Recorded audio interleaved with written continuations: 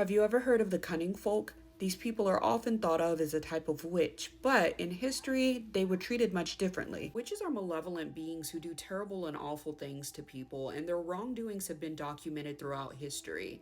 I do believe that they should have been burned at the stake and that they do nothing but bring the devil's work in. So let's make that very clear. In contrast, I much more prefer the Cunning folk.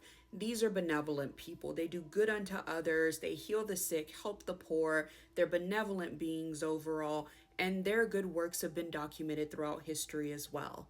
And I cannot stand a witch, but a cunning folk is just fine.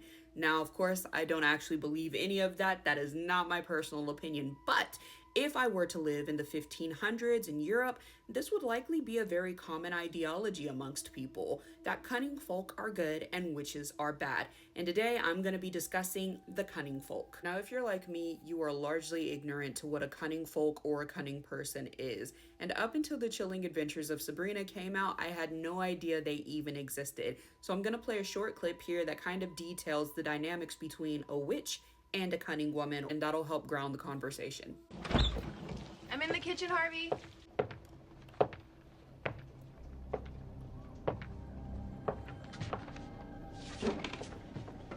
Can I help you? So, I am Mambo Millie. I know who you are.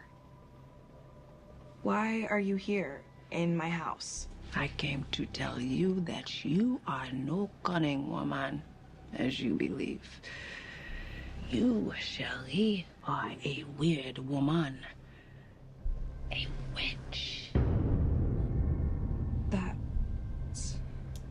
That's not possible.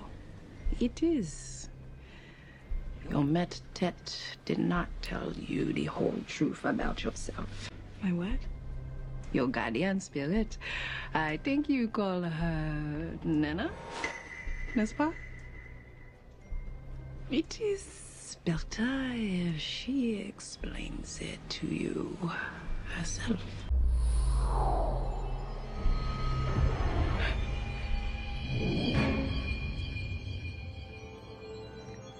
What the voodoo queen says is true.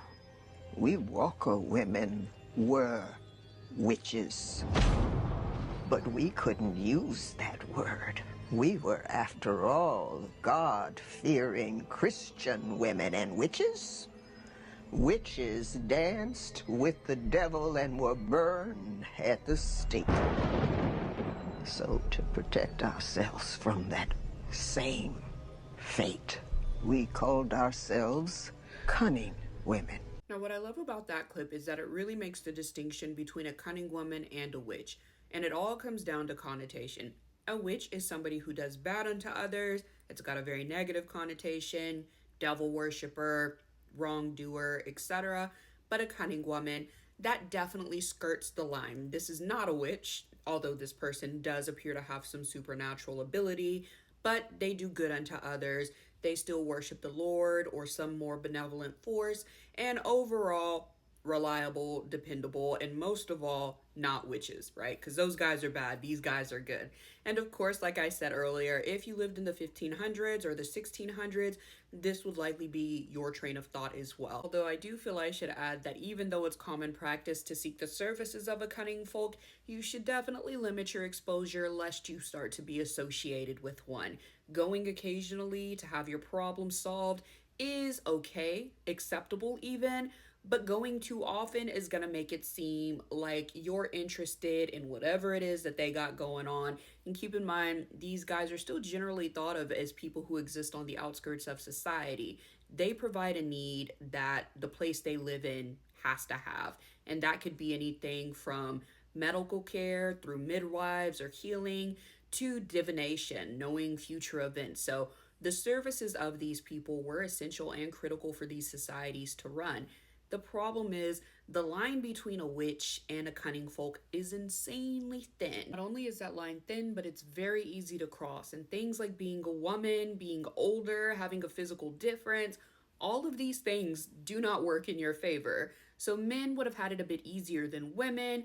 Younger people had it a bit easier than older people, and people who fit the physical norms had it a lot easier than people who had physical deviations from it.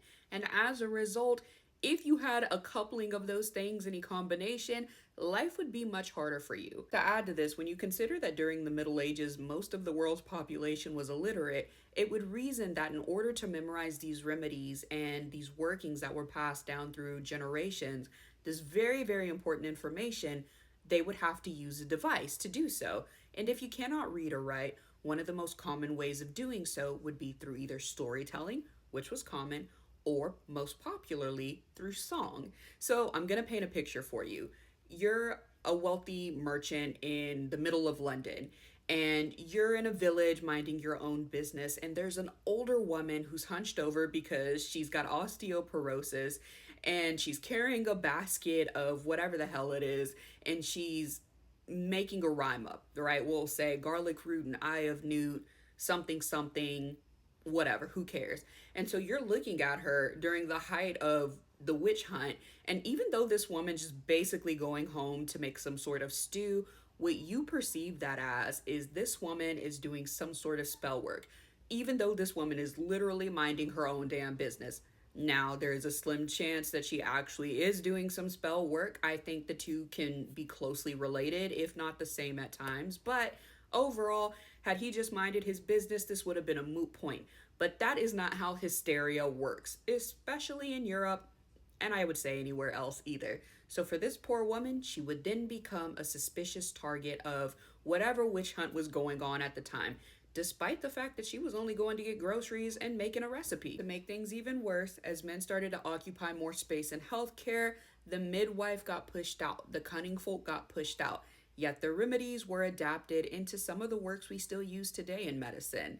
But the people behind it, all but erased, sadly. But anyways, leave your thoughts in the comments. Let me know if you knew about cunning folk before this video or before chaos. And I leave you with one question. If you were a cunning folk and you had to heal somebody knowing it might cost your life, would you do it? Answer in the comments, and I'll see you in my next video.